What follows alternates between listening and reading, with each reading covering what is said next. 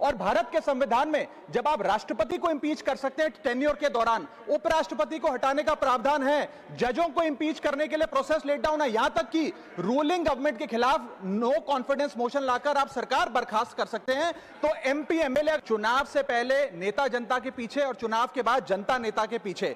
और सर 5 साल देश का मतदाता अपने नेताओं को हायर कर सकता है, तो वो नेताओं को फायर करने की शक्ति भी उसे मिलनी चाहिए सर, राइट टू रिकॉल। लेकिन इसका मिसयूज ना हो इसलिए हमें सेफगार्ड्स भी बनाने पड़ेंगे। एक थ्रेशोल्ड रखना चाहिए कि 35 से 40% मतदाता अगर साइन कर दे तभी राइट टू रिकॉल वोट करवाया जाए। नमस्कार दोस्तों, आप देख रहे हो द नेक्सस न्यूज। दोस्तों, राघव चड्ढा जी कह रहे हैं जनता जिस तरह अपने वोटों से किसी भी व्यक्ति को विधायक या सांसद बनाते हैं, उसी तरह जनता को इतना पावर दिया जाए कि अगर वो सांसद या विधायक कोई काम ना करे तो उसे उस पद से हटा दिया जाए। इतनी पावर होनी चाहिए।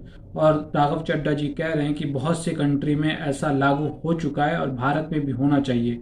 और कह रहे हैं कि अगर इसका कोई गलत उपयोग ना हो, इस पे भी एक कानून बनाना चाहिए। आप सुन सकते हो राघव चड्ढा जी, सांसद। सर, आज मैं इस सदन में ये मांग रखता हूं कि जैसे इंडियन वोटर के पास राइट टू इलेक्ट है, वैसे ही राइट टू रिकॉल भी होना चाहिए। अगर देश का मतदाता अपने नेताओं को हायर कर सकता है, तो वो नेताओं को फायर करने की शक्ति भी उसे मिलनी चाहिए sir. Right to recall is a mechanism that empowers the voters to de elect a neta representative before the tenure ends if he fails to discharge his or her duty. Sir, हम MP MLA चुनते हैं, उसके बाद अगर वो काम ना करे, अपने वादे भूल जाए, जनता से दूर हो जाए, तो 5 साल तक इंतजार करने के अलावा जनता के पास कोई ताकत नहीं है।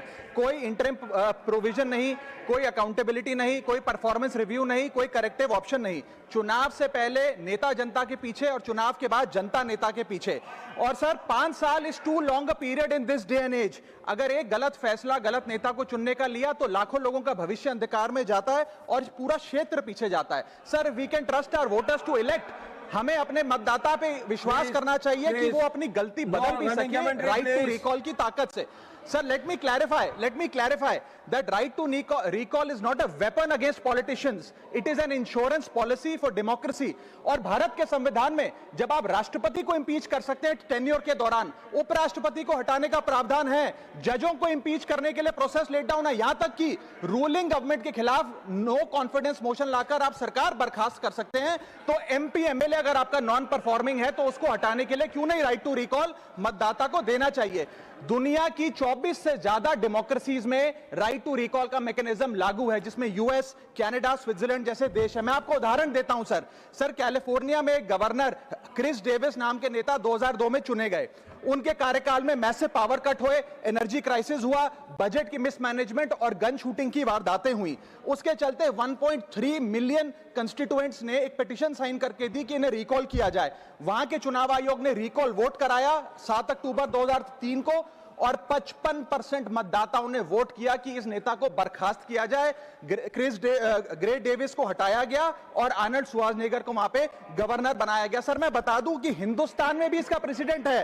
कर्नाटक, मध्य प्रदेश, महाराष्ट्र और राजस्थान में रिकॉल मैकेनिज्म ग्राम पंचायत के स्तर पे लागू है और ग्राम सभा के लोग मतदाता वोट करके उन्हें वापस बुला सकते हैं सर। लेकिन इसका मिसयूज ना हो इसलिए हमें सेफगार्ड्स भी बनाने पड़ेंगे। एक थ्रेशोल्ड रखना चाहिए कि 35 से 40% मतदाता अगर साइन कर दे तभी राइट टू रिकॉल वोट करवाया जाए। नेता को 18 महीने के लिए परफॉर्मेंस पीरियड देना चाहिए, कूलिंग ऑफ पीरियड, जिसमें उसे ना हटाया जाए। स्पेसिफिक ग्राउंड्स फॉर रिमूवल होने चाहिए ताकि फ्रिवलेस ग्राउंड्स ना हो और रिकॉल कम से कम 50% वोटों के बाद हो। ऐसा होगा तो पार्टियां भी ऐसे लोगों को टिकटें देंगी जो परफॉर्मर्स हो, ना कि नॉन परफॉर्मिंग एसेट, और भारत की डेमोक्रेसी मैच्योर होगी, सिटीजन एम्पावरमेंट बढ़ेगा and recall will give the voter the power to fix that right now sir.